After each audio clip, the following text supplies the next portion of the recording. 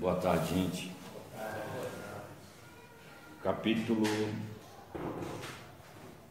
24. Não pôr a candeia debaixo do alqueire. Vou iniciar no item 4. Causa estranheza ouvir Jesus dizer que não se deve pôr a luz debaixo do alqueire, ao mesmo tempo que esconde toda hora o sentido das suas palavras sob o véu da alegoria, que nem todos podem compreender. Ele se explica, entretanto, dizendo aos apóstolos: eu lhes falo em parábolas, porque eles não estão em condições de compreender certas coisas. Eles veem, olham, ouvem e não compreendem. Assim, dizer-lhes tudo, ao menos agora, seria inútil. Mas a vós o digo, porque já vos é dado compreender esses mistérios. Ele procedia, portanto, para com o povo, como se faz com as crianças, cujas ideias ainda não se encontram desenvolvidas. Dessa maneira, indica-nos o verdadeiro sentido da máxima: não se deve pôr a candeia debaixo do alqueire, mas sobre o candeeiro, a fim de que todos os que entram possam vê-la. Ela não diz que tenhamos de revelar inconsideravelmente todas as coisas, pois todo ensinamento deve ser proporcional à inteligência de quem o recebe. E porque há pessoas que uma luz muito viva pode ofuscar sem esclarecer. Acontece com os homens em geral o mesmo que com os indivíduos.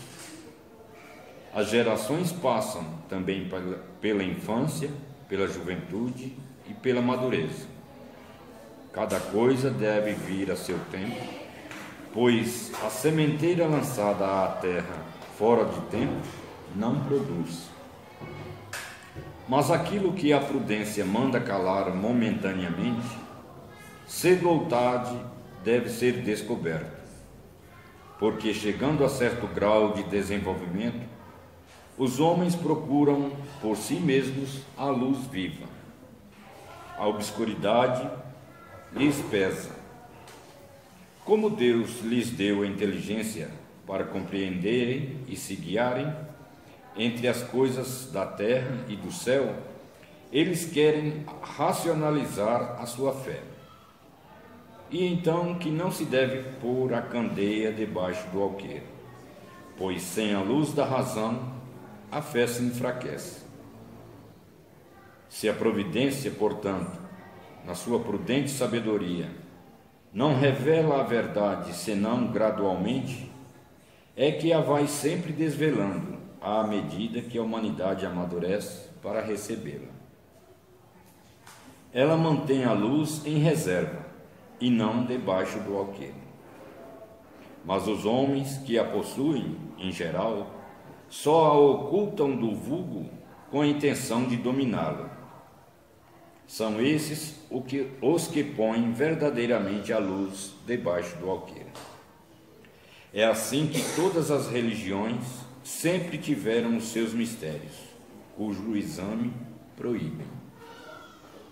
Mas enquanto essas religiões se atrasavam, a ciência e a inteligência avançaram e romperam o véu misterioso. O povo que se tornou adulto pode assim penetrar o fundo das coisas, e então rejeitou na sua fé o que se mostrava contrário à observação. Não podem subsistir mistérios absolutos nesse terreno, e Jesus está com a razão quando afirma que não há nada secreto que não deva ser conhecido. Tudo o que está oculto será descoberto um dia, e o que o homem ainda não pode compreender sobre a terra lhe será progressivamente revelado nos mundos mais adiantados, na proporção em que ele se purificar. Aqui na terra ainda se perde no nevoeiro. pergunta-se: que proveito o povo poderia tirar dessa infinidade de parábolas cujo sentido estava oculto para ele? Deve-se notar que Jesus só se exprimiu em parábolas sobre as questões de alguma maneira abstratas da sua doutrina. Mas tendo feito da caridade e da humildade a condição expressa da salvação, tudo o que disse a esse respeito é perfeitamente claro, explícito e sem nenhuma ambiguidade. Assim, devia ser, porque se tratava de regra de conduta, regra que todos deviam compreender para poderem observar. Era isso o essencial para a multidão ignorante, à qual se limitava a dizer: eis o que é necessário para se ganhar o reino dos céus. Sobre outras questões, só desenvolvia os seus pensamentos para os discípulos. Estando eles mais adiantados, moral e intelectualmente, Jesus podia iniciá-los nos princípios mais abstratos. Foi por isso que disse: ao que já tem, ainda mais se dará, e terá em abundância.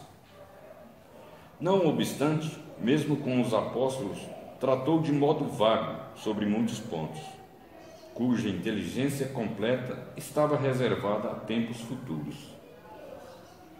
Foram esses os pontos que deram lugar a diversas interpretações, até que a ciência de um lado e o espiritismo de outro vieram revelar as novas leis da natureza, que tornaram compreensível o seu verdadeiro sentido.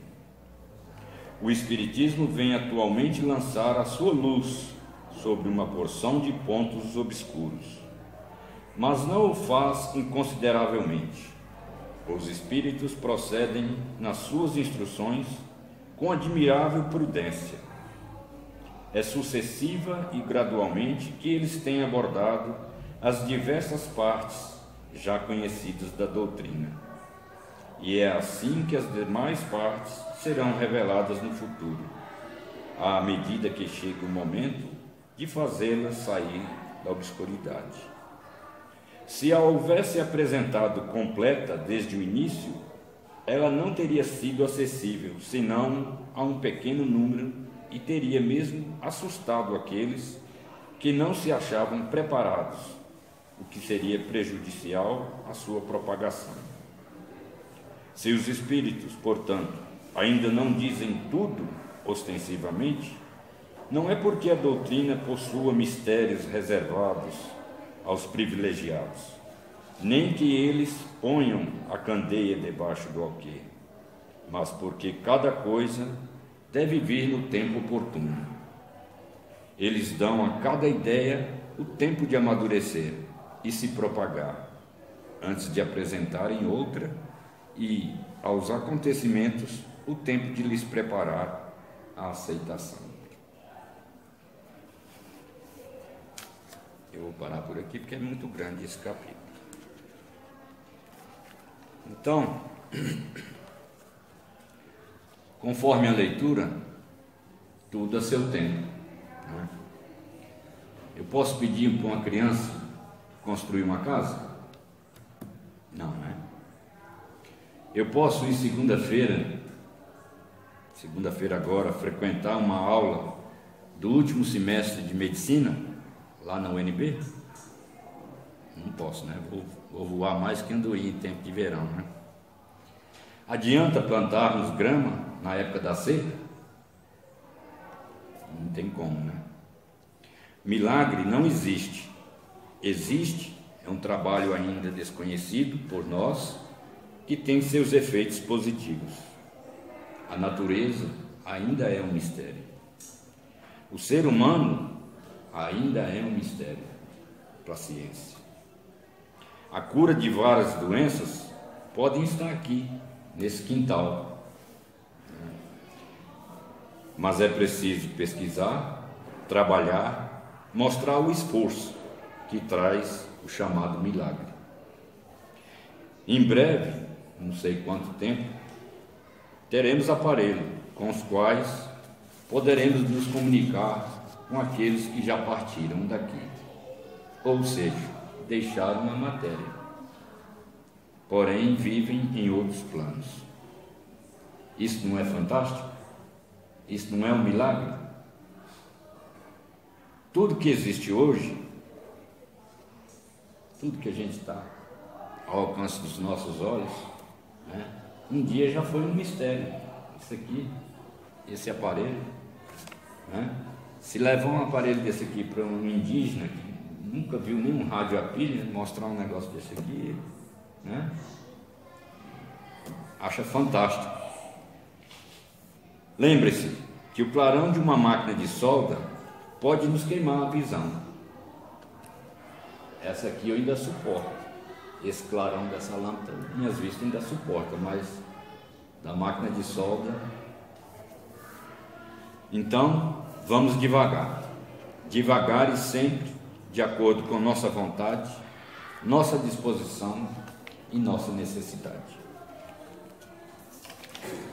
Vamos fechar nossos olhos, agradecer a Deus mais uma vez, nossa Mãe Maria Santíssima, a oportunidade de estarmos aqui presentes, que possamos nessa tarde ouvir e entender, compreender todas as palavras que aqui foram e serão ditas, para que possamos aproveitá-las em nossa vida e assim podermos crescer um pouquinho mais.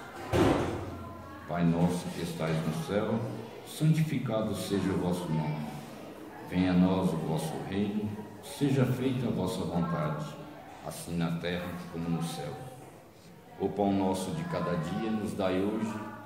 Perdoai as nossas ofensas e nos ensine a perdoar a quem nos tem ofendido. Não nos deixeis cair em tentação, mas livrai-nos de todo mal, que assim seja.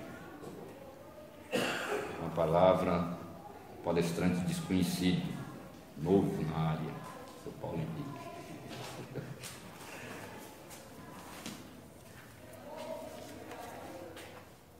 Bom, boa tarde a todos. Eu prefiro segurar o microfone, que eu posiciono na forma que eu estou mais acostumado.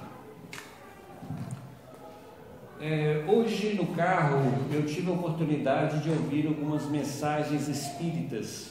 Minha esposa Simone, ela tem o bom costume de carregar o celular e ligar no carro, no alto-falante do carro. E nessa tarde nós tivemos a oportunidade de ouvir algumas mensagens espíritas, e uma delas me chamou a atenção, que falava sobre orgulho, a vaidade e também, por que não dizer, da frustração, muitas vezes, que a criança de hoje em dia não está mais acostumada a passar. Então eu puxei isso como alguns elementos para a nossa palestra de hoje. Primeira coisa, o que é orgulho? Orgulho é aquela pessoa se acreditar que ela é mais do que outras pessoas. Na situação do orgulho, ninguém precisa saber, basta ela saber que ela é melhor que as outras pessoas para se sentir bem e desprezar todas as outras pessoas. Um outro conceito que nós encontramos na rádio falava sobre a vaidade. O que é a vaidade?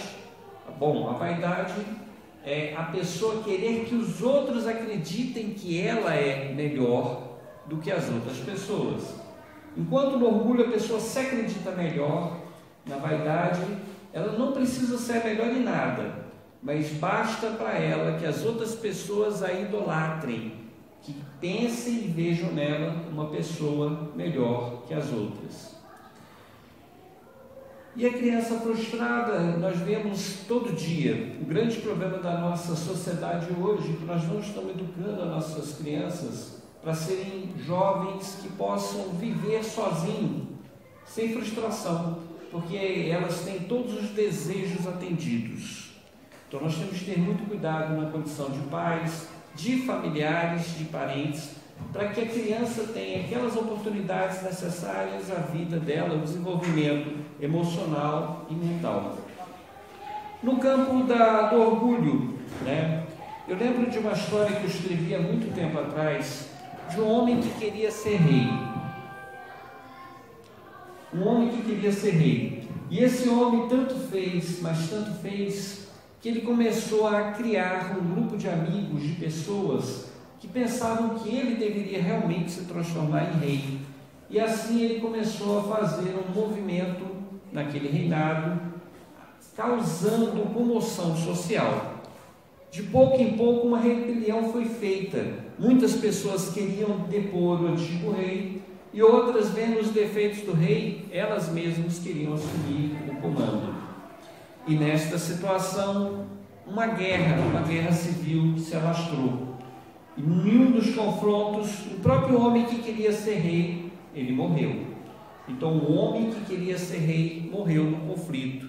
Não foi ele o rei, e também ele não fez nenhum bem para a nação, só provocou o tumulto. Se nós queremos ajudar uma nação, se a gente quer ajudar uma família, às vezes é melhor, em vez de usar da violência, da predominância do seu próprio ponto de vista, tentar compreender o outro, ajudar o outro, fazer com que o outro se melhore, mas também fazer a nossa parte. Em vez de mudar o mundo, nós podemos mudar a nós mesmos e ao nosso redor promover esta mudança que queremos no mundo. Nós cobramos muito das outras pessoas como elas devem agir. Nós julgamos muito as outras pessoas porque elas não agem de acordo com o que nós acreditamos que é certo. Então, a partir do momento que a gente muda a nossa estratégia, tira o foco do problema de fora de nós para dentro de nós, quando a gente começa a perceber que o problema do mundo está na gente, nós conseguimos mudar o mundo. Mas enquanto ainda tivermos a nossa mente, a nossa cabeça voltada para o defeito das outras pessoas, o mundo continua sendo a mesma coisa que sempre foi. Quando a gente fala desse orgulho, nós vamos pegar lá no Velho Testamento a história de Davi. Saul era um rei, conseguiu se tornar rei. Ele foi ungido por Samuel. Samuel, após praticamente colocar no trono outra pessoa, passeou no terreno, na terra, e encontrou Saul.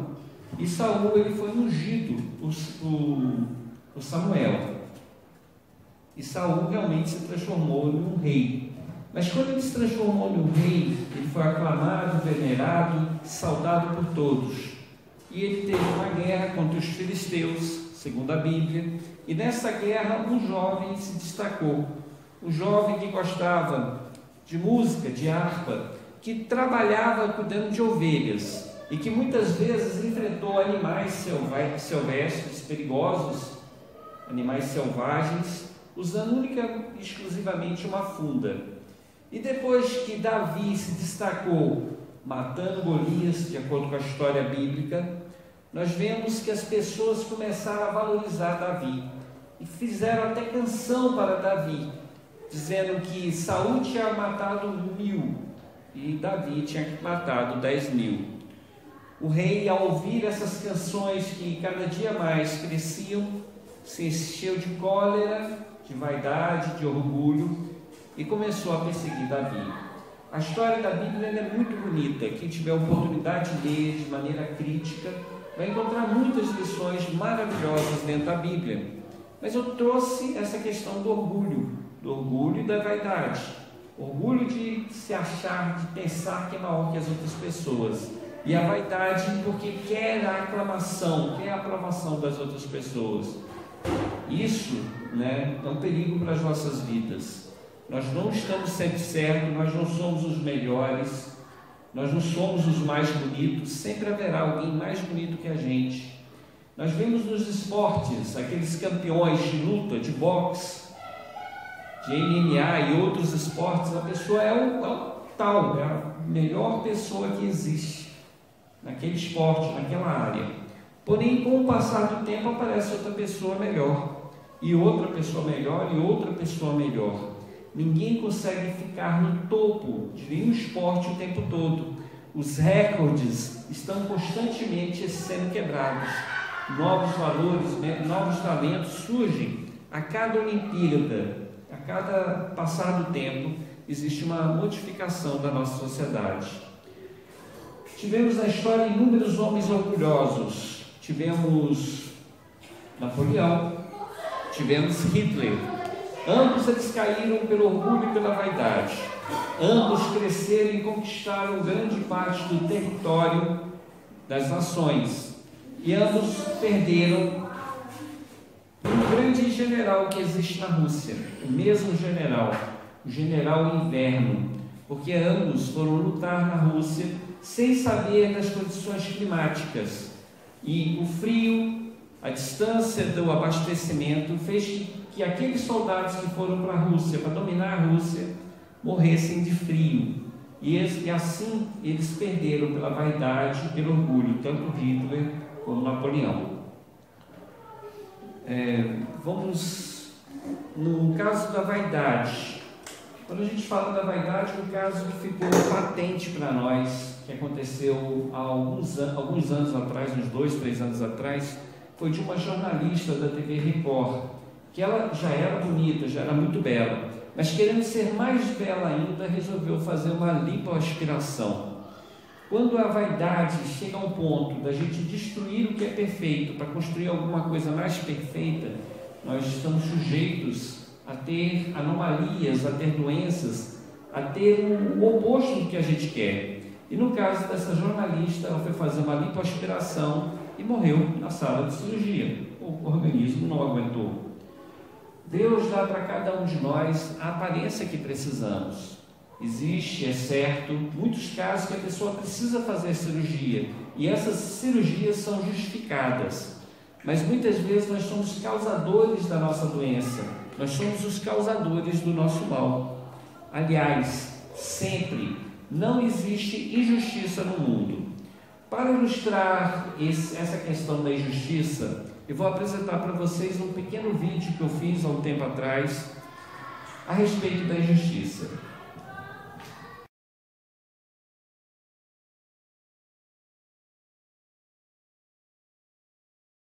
Jesus ele faz uma parábola, quando ele chega numa casa e vê como os convidados buscavam os primeiros lugares. E aí ele reparando que os convidados, cada um queria ser mais orgulhoso, que cada um queria ser mais vaidoso e ficar num ponto destacado, Jesus propõe a parábola para as pessoas que lá estavam, que quando alguém chegasse em uma casa, para uma festa, procurasse o último lugar, porque poderia acontecer da pessoa buscar o primeiro lugar, e ao sentar no primeiro lugar, o dono da casa, o dono da festa, chegar para ele e dizer o seguinte: meu amigo, tem aqui alguém muito importante para mim, por favor, cede seu lugar para ele. E aí a pessoa vai ser frustrada, obrigada a sentar no último lugar.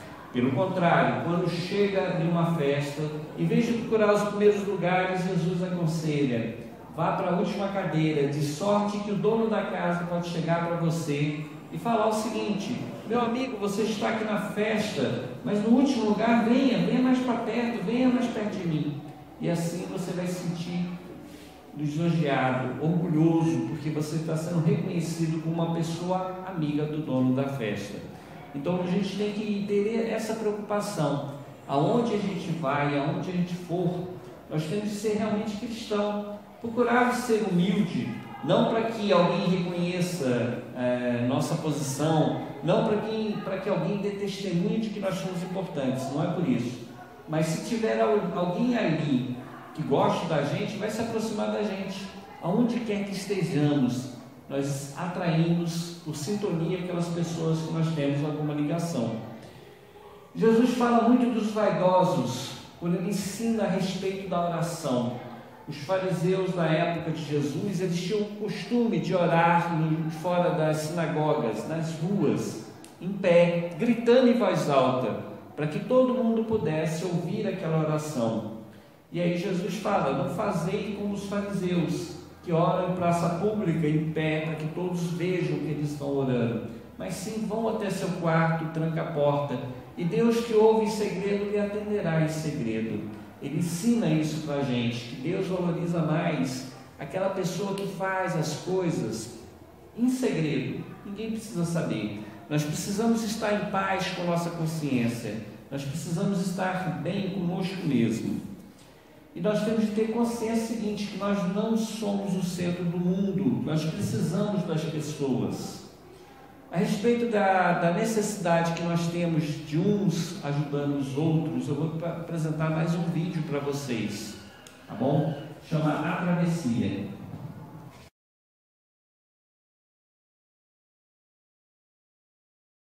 Nós vimos na primeira história a questão do orgulho, que nós recebemos de cada pessoa, recebemos do mundo exatamente o que a gente fez pelo mundo, a gente recebe de volta. E nessa história da travessia nós vemos uma senhora de idade avançada que ela reconhece que precisa de ajuda, as pernas já estão fracas, o rapaz vem e ajuda. Então nós temos de ter isso, né, em mente, que se a gente ficar com receio, com vergonha de pedir ajuda, a gente não sai do lugar. Então, a partir do momento que a gente reconhece o próprio problema, o próprio defeito, a gente busca ajuda e vai crescendo cada vez mais. Lembrando que não tem pessoa que passa na Terra que não precisa de ajuda. Para nascer nós precisamos de ajuda, para morrer precisamos de ajuda. Quem nos atende são os outros, uma lição que eu vi também no carro hoje quando vinha. Os outros são aqueles que nos alimentam no começo da nossa vida. Os outros nos darão banho, o último banho será dado pelos outros.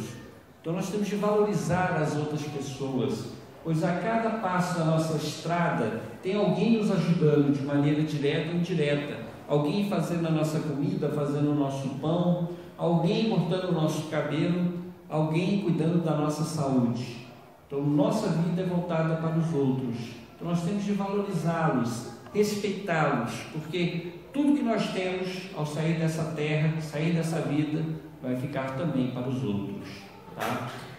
Como nós temos a necessidade das outras pessoas, as outras pessoas têm necessidade de nós. E aí a gente volta para o primeiro ponto lá do começo da nossa palestra. Nós temos de ter cuidado com a educação daquelas pessoas que estão próximas a nós. Como muitas vezes é impossível atender, cuidar dos mais velhos, educar os mais velhos, mas nós podemos fazer isso pelo menos em relação às crianças. Uma história que eu contava aqui, que é uma história real, né, verdadeira, foi uma vez que eu entrei no shopping e havia uma criança esperneando com a mãe porque queria um brinquedo. E essa criança, eu entrei na loja americana, a criança estava lá agarrada no brinquedo e a mãe não queria dar o brinquedo para a criança. A menina começou lá a sapatear, esmurrar as coisas, no final ela se jogou no chão e esperneou, até que a mãe, descida pela criança, deu o brinquedo da criança que ela queria. Eu achei aquilo a pior coisa que aconteceu, não a cena em si, mas sim o que a mãe fez pela criança, porque com a vontade dela de fazer a criança parar de chorar, ela criou um monstrinho, porque na vida ela aprendeu que quanto mais gritar, quanto mais xingar, ela vai conseguir o que ela quer, e assim ela vai se transformar em um adulto desequilibrado, um adulto frustrado, que no passar do tempo, com o passar dos anos, vai achar que todo mundo tem que atender a todas as suas vontades. E quando ela vê que a vida não sorri para ela, não faz todas as vontades para ela, aí ela vai buscar as fugas. Quando não tiver nem papai nem mamãe para fazer as vontades, ela vai buscar a bebida ou as drogas. E assim, nós temos muitas pessoas que buscam as fugas da realidade, alguns chegando ao ponto do suicídio, tá? Então a criança, para ela ser bem educada, o jovem, para ser bem educado, ela tem que ter frustração, descobrir que nem todos os desejos são atendidos, descobrir que se ela não se esforçar, se ela não estudar o ano todo, no final do ano ela não passa, se ela não se esforçar, não trabalhar, não vai poder comprar o brinquedo que ela quer, não pode comprar as coisas que ela quer. Então o pai e a mãe tem que ensinar esse lado também para os filhos, ensinar o lado da frustração, chegar para os filhos, colocar pertinho deles e falar: olha, você quer essa boneca, você quer esse carrinho, mas eu não vou lhe dar, porque eu estou passando um problema financeiro. Por que não contar para a criança? A criança compreende. Eu recebo R$ 1.000 por mês, só que eu tenho tantas contas para pagar que tem mês que eu gasto mais do que os R$ 1.000. Preciso da sua colaboração. Você já é um homenzinho, você já é uma mocinha, consegue compreender. E quando chegar no final do ano, dependendo das minhas contas, eu lhe compro o presente, a boneca ou o carrinho. Mas tem que falar de maneira franca, porque senão nossos filhos vão ver as nossas reclamações. Mas espera aí, o papai e a mamãe reclamaram o mês inteiro, mas o papai e a mamãe estão comprando coisas que não deviam. Por exemplo, fazendo churrasco aqui, não tem dinheiro para minha boneca, mas consegue comprar 3 caixas de cerveja. Não tem dinheiro para o meu carrinho, mas comprou aí 30 quilos de carne para fazer churrasco. Mas tem alguma coisa errada. Então, nós temos que ser reais com os nossos filhos, ser verdadeiros com os nossos filhos, fazendo com que a gente tenha uma vida justa e honesta com todos, fazendo concessões, sim. Vai ter hora que a gente vai se sacrificar, mas vai ter hora que a gente vai ter que falar com toda a família, a colaboração de toda a família, para que todos juntos possam trabalhar para vencer as dificuldades. A criança tem que ser educada. A frustração, saber receber ou não, saber respeitar os mais velhos. De vez em quando eu vejo cenas no YouTube, vejo cenas no WhatsApp de crianças jovens atacando o professor. É um absurdo isso. Que educação aquelas crianças estão tendo dentro de casa? Porque na escola não é local da criança ter certas educações. A educação da escola, ela é a educação das letras, da matemática, da física, da química, e é para isso que a criança está na escola, como complemento da educação dos pais.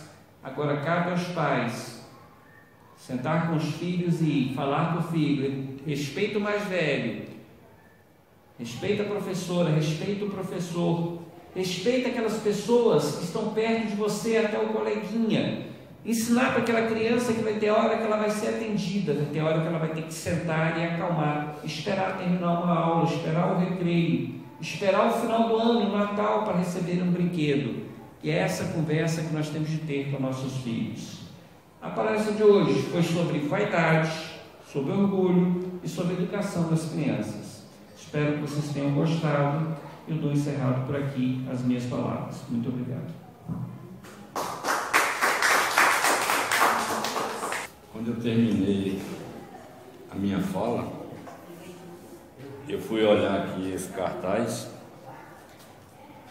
e fui observar o que está escrito ali: vós sois a luz do mundo. Não se pode esconder uma cidade edificada sobre um monte. Assim resplandece a vossa luz diante dos homens, para que vejam as vossas boas obras e glorifiquem a vosso Pai que está no céu. Quer dizer, tudo a ver com o que eu havia lido. Eu gostei muito desse segundo vídeo. Qual é o nome dele? A travessia. A travessia, né? Graças a Deus ele me mostrou alguns defeitos que eu tenho, né? Que é achar o que é compreensível para mim também não será para os outros. Tenho que guardar isso na minha mente. E queria falar também da importância da luz. Vocês viram aí o apagão no Nordeste, né?